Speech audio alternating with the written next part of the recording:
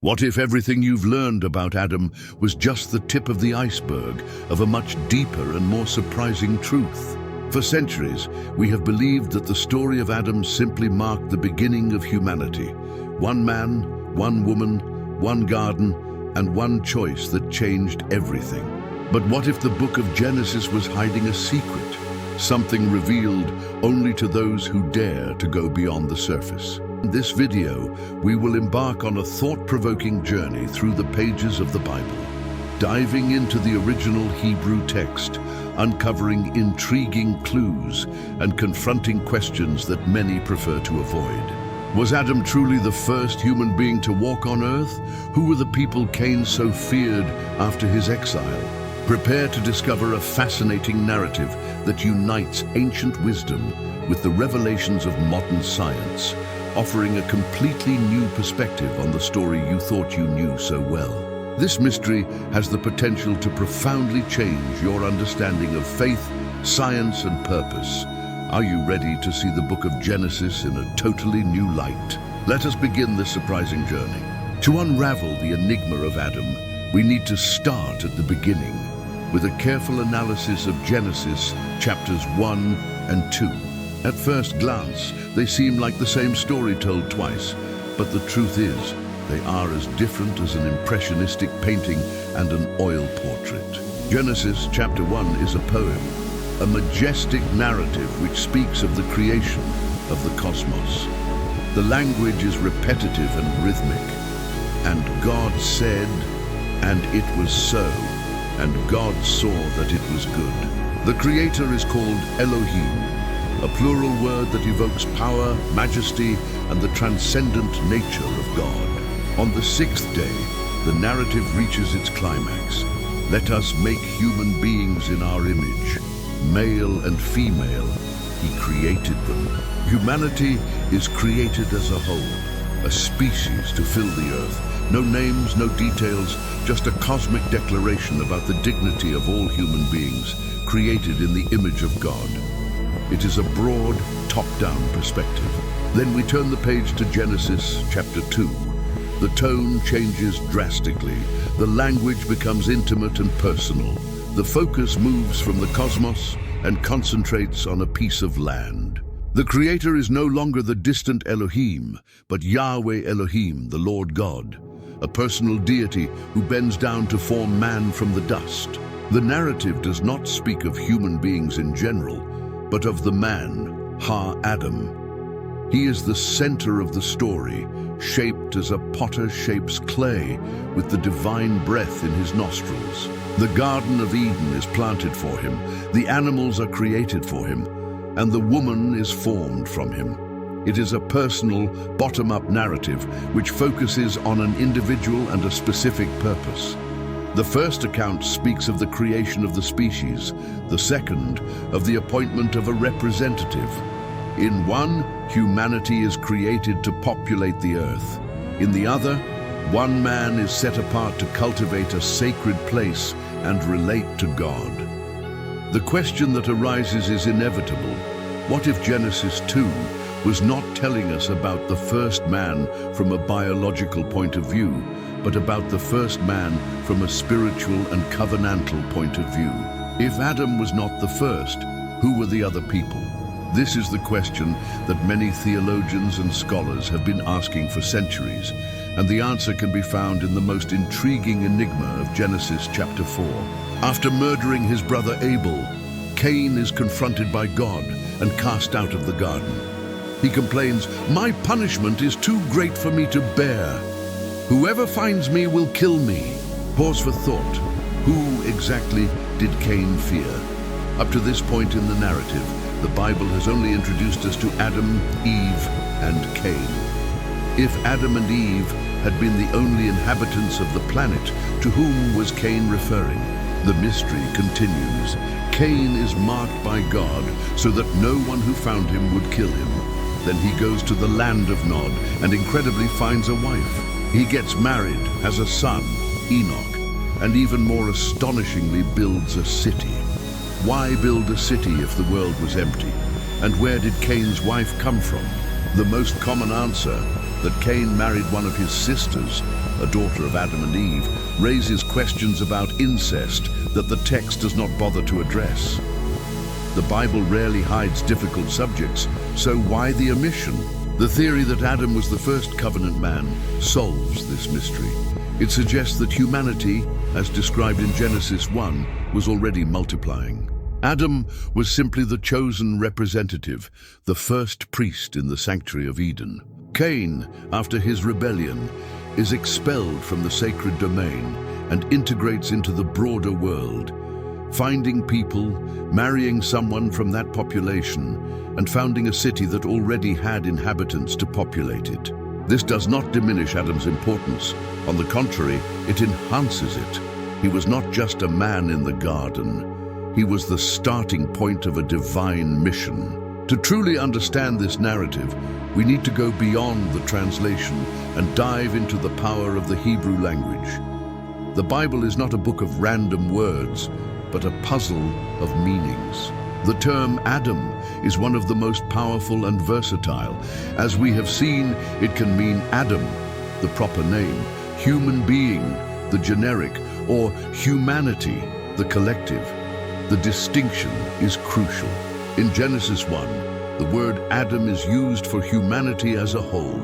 In Genesis 2, with the addition of the definite article, ha-Adam, it becomes specific, the man. This linguistic subtlety is like a key that unlocks the meaning behind the text. But there's more. Let's go to Genesis 2, verse 5. The text says that there was no man to work the ground.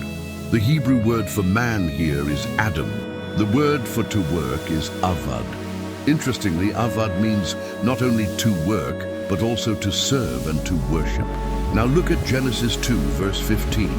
The Lord God took the man and put him in the Garden of Eden to cultivate it and keep it. The verbs used here are evade, to cultivate, serve, and shamar, to keep, protect. These same two verbs are used in Numbers 3, 7 to 8 to describe the service of the priests in the tabernacle. The language of Eden is the language of the temple. This suggests that Eden was not just an orchard, it was a sanctuary. And Adam was not just a gardener, he was the first priest, entrusted with serving God and guarding the sacred space from any corruption. This elevates the story from a simple account about agriculture to a spiritual drama of immense importance. Adam was the first man to have a sacred calling, a unique role. The idea that Eden was a sanctuary and not just a garden resonates in other parts of the scriptures.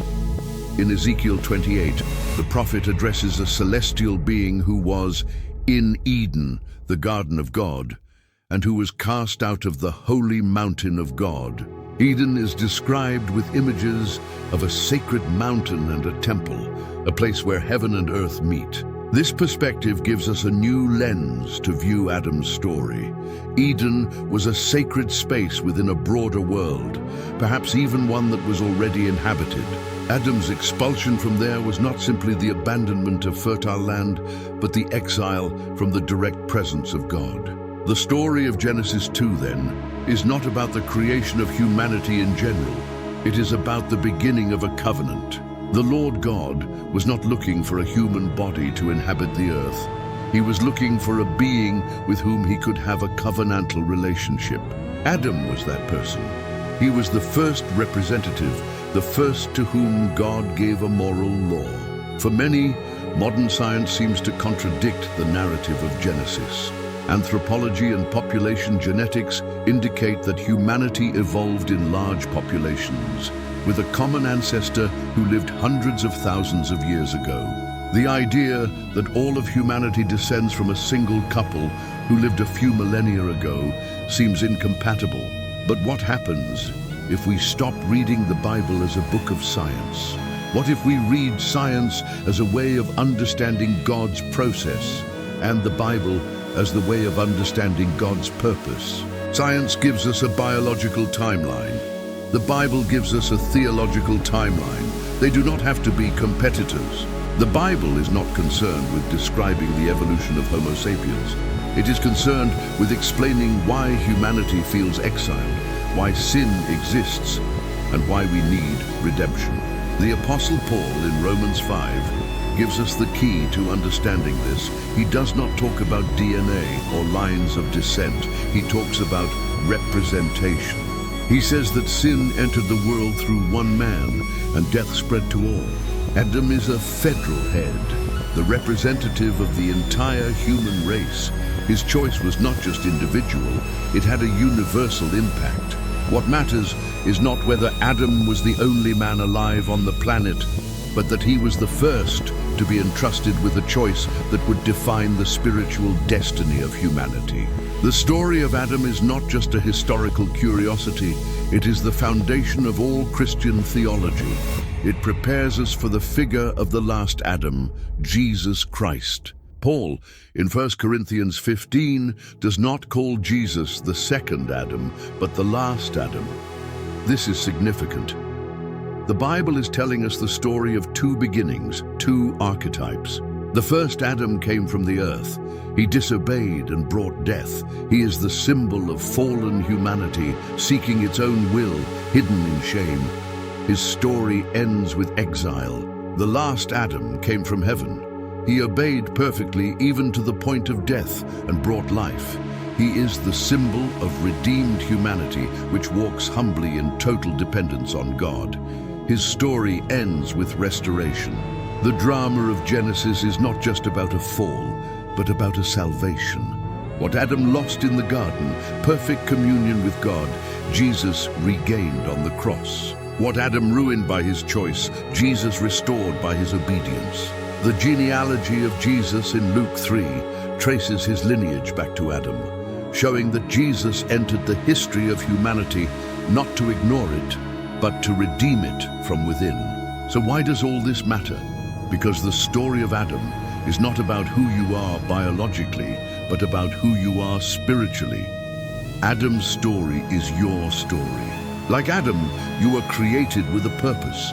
Like Adam, you were placed in a world where there is freedom, but also responsibility.